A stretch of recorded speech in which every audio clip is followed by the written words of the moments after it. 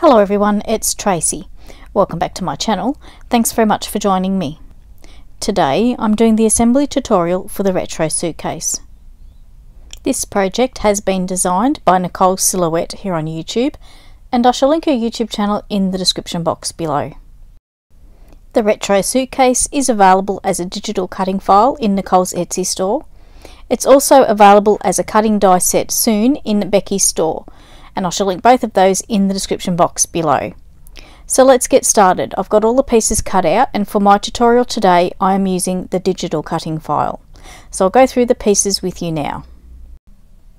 So I've got the pieces cut out here and I'll go through them with you.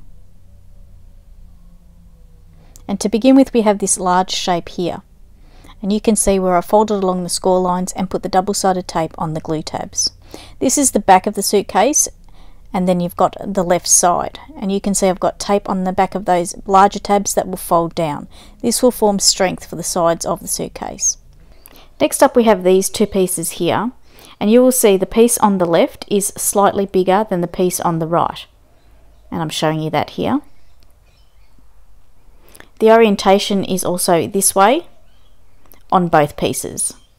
The piece in my right hand is the other side to the suitcase, and the other larger piece behind is the front of the suitcase, and the tabs fold down like so. The shorter side piece here needs to be curved because that's going to be the curved shape on the side edge of your suitcase, like so.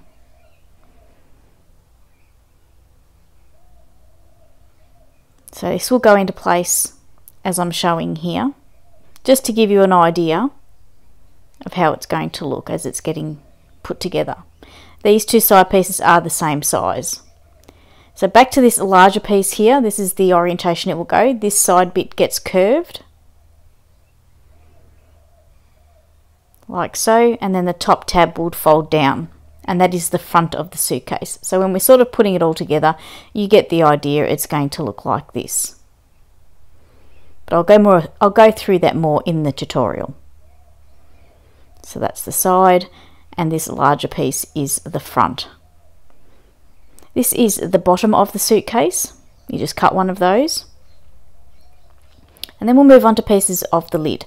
So this is the lid piece, and it has a tab at the back, and that's to attach it to the suitcase. Then we have these pieces here. With this piece here, you'll need to cut in these triangular tabs, which I've already done on one of them, and this becomes the side and the front corner. Then we have another shorter piece, that's just the other side, like so. And this larger piece here, this is the front. This is bigger than the other piece. And I'm going to show you here that I'm going to cut in these little triangular tabs, which I already did on the other piece. This is going to help you put your shape to follow the curve when you're assembling your lid. And it's a smart idea to cut these triangular tabs in, otherwise you will have difficulty. So these pieces will go in place like so. But again, I'll go through that more fully in the tutorial. Next up I have the decorative pieces and the handle pieces. I'll just put aside that brassware for the time being. There are a couple of different options in the cutting file, and probably also for the cutting die for your handle, but I've chosen these. So I've cut 4 of this shape in gold cardstock, and they will go with the handle piece. And then there's these pieces here that you need 2 of those, and then there's a decorative panel that will go on the front like so, and the other decorative panels for the suitcase are here too, but I'll show you those a little bit later on. So the brassware I'm using for the suitcase is this catch that I got from a Spotlight store here in Australia, and you can see that this is like a jewellery box catch. And there is another type of catch that I used also, but not on this one in the tutorial. I use it in my project share at the end. So we'll get started and we'll put this together. And to begin with, we'll use this larger piece and the other smaller side piece that we discussed earlier. The one that has this square the same size as the other side, and they get put together like so. So I'm just getting things in the right orientation. And I'm going to remove the backings off the glue tab here, and I'm going to join that piece to the larger piece. So at the top you'll see the top glue tabs that will fold down for strength. On the far left side there you'll see the part that's curved, and that will be the front right hand corner. These two parts here where I'm indicating, those areas there, they're the same size, and that's how you know you've got the right piece. The other one that's a little bit bigger, that's the front of your suitcase and has the left side front curve. So I'm hoping that this makes sense. So we'll join that as I'm showing here, and then we can join this shape up together. So there's the front. We've got our two curves which I'm going to join to the other side of that front piece, taking care to line it up as precisely as I can.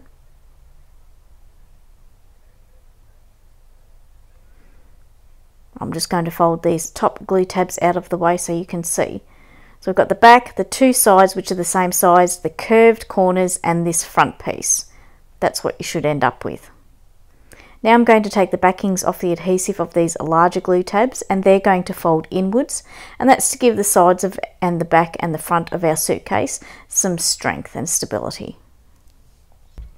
So I'm just getting that back larger tab folded in, and then I'm going to work my way around and do the other larger top tabs. I'm just going to speed the footage up here as I'm folding those top tabs in and pressing them down, making sure that the adhesive gets a good stick. And this is going to give you a better view of what our back, sides and front is going to look on our suitcase. So the back two sides, they're both the same length, our curved corners and the front. Now it's time to stick the base onto our suitcase, the bottom. And I'm going to take the backings off just that larger long glue tab. I'm going to push it down onto my work surface and attach the bottom on, taking care to line it up as precisely as I can, and then remove the glue tabs from the remove the backings from the glue tabs on one of the sides and just work my way around carefully. Just do the other side, and I'm just leaving the curved corners and the front just to last. You can do this in any order that you like. It doesn't make a difference.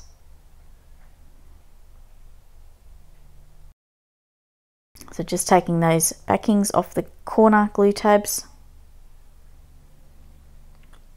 and then making sure that I'm following along that curved shape before pressing down.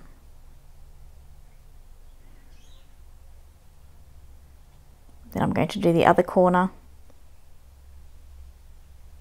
You can use glue for this if you like, but I do find it a little bit easier with the double-sided tape. And reaching in from behind to assist with lining up along that curved shape. And then once I've got that other corner pressed down, it's just time to take the backings off that last glue tab, which is the front there, and then just lining that up and pressing it down into place. And that's the base of our suitcase sorted. I'm just making sure they're all pressed down, and that's looking good. So I'm going to put that aside and I'm going to start working on the lid, and this is how the pieces are going to go. These two pieces here, that shorter tab is the same size as the other tab that does not have the teeth, and it goes into place just below that score line, and then the front piece is the longer piece. Between there and there is longer, so that is the front. And you will cut your teeth triangles into that curved area. So I'm going to put this piece on the left in place first. Then this smaller tab goes on the opposite side. And then this larger piece is the front. So you could actually put this together the same way you did the base. You could join all the side pieces up and then add the top piece on. That's up to you. I've probably done it the hard way on the lid. So I'm just going to use those triangle cutouts I made to assist with putting this piece into position around that curved edge.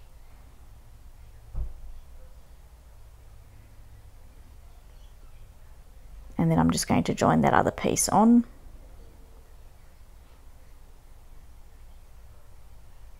Lining it up, making sure I've got it in good position. Then tuck that under, glue that larger glue tab along. Like I said, I've probably gone about this lid the hard way. But it's more about positioning the actual side pieces correctly. You need to remember both on the lid and on the bottom of the suitcase that that longer piece is the front. The two shorter pieces are the sides. And one shorter end side piece, sorry, has the curved part attached and the other side doesn't. The curved part is attached to the front piece. Then I'm going to remove the backings off the tabs at the top of all those pieces and fold them in. Pretty much the same as the bottom of the suitcase, just they're a lot smaller or narrower.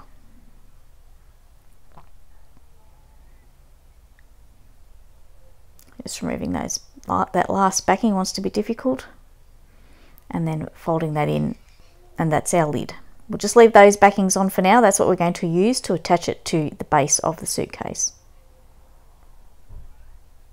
I'm just making sure things are all nice and neat. Then I'm going to bring in the base and I'm going to attach the lid. So I'm just folding along the score line, making sure that the paper is getting a good memory. Then I'm going to remove the backings and I'm going to position this on the back, on the outside of the base of the suitcase, taking care to line it up and pressing it down. And then the suitcase lid will close like so.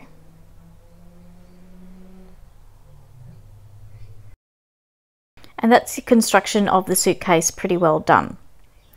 So at this point I'm going to put the decorative panels in place, and I have them here, and it's very easy to see where these panels go. The larger ones go on the outside and the smaller ones go on the inside. And it's up to you if you put them on the inside or not, but I think it looks nice on the inside too. But you can decorate your suitcases any way that you like. And you can see I like to put glue on my decorative panels. So I've decided with these edge pieces I'm going to put them on the outside.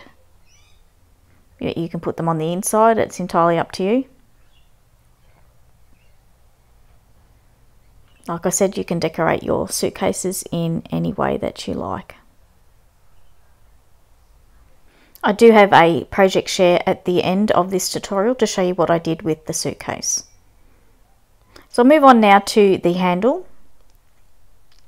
And this is the handle piece here.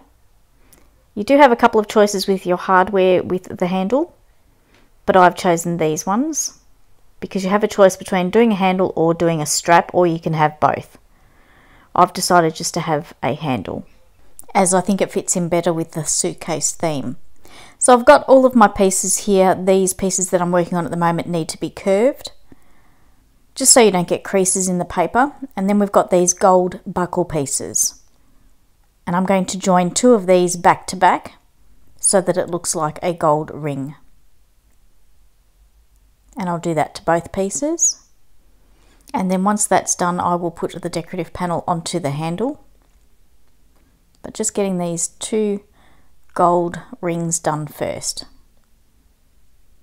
So I'm just going to put some glue on the back of a decorative panel for the handle and stick that into place, and then it's time to put all this together. So to begin with, we need to pass the end piece of this through the ring, and you will have to bend the piece to do that. And then I'm only putting glue on the end and then pressing it together so the glue gets a good hold. And that shows the ring joined onto that part. And this is the part that will attach to the suitcase. Doing the same thing on the other one. And then the handle will go through the gold ring on the other side, as I'm showing here. So you can see it better with this one. I'll thread that gold ring through, put a little bit of glue on the end, and then press it against the back of the handle like so. and that's how handle constructed. Then I'm going to put it onto the suitcase just by applying some glue on the back, and then I've just eyeballed it here. You can measure it if you like, and just holding it in place until the glue dries. You can also punch a hole and attach this with brads if you want to, but I didn't want to see the brads on the inside of the case, or the split pin ends I should say on the inside. I mean, I could cover them up, but I just decided not to do that in this case. So I'm just making sure that my handle is nicely aligned and that glue is taking a few moments to set up. So it's time now to put this catch in place onto the suitcase to make it look a little bit more realistic. For this particular suitcase in the tutorial, I'm using this one, which I think is a jewellery box catch, but it fits in well. And I'm just fluffing around here, making sure that it's straight and central. And you could punch holes here and use brads to attach it, but I'm not going to do that in this case. So I'm just making a pencil mark so that I can line it up easier. And then I'm going to use hot glue to glue this into position. And the main reason why I'm using hot glue and not doing brads for mine is because I don't have enough little gold brads. So I had to compromise. So I'm just making sure that this is all lining up nicely. It would have been easier to do this before I put the handle on too, so that's a heads up for you guys as well, because the handle's in the way.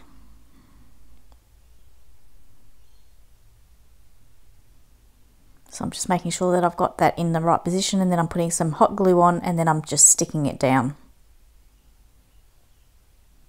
Now I'm going to close it up and make sure it shuts. It does need a little bit of help because it's paper, but I got there in the end, and I'm happy with how that's looking.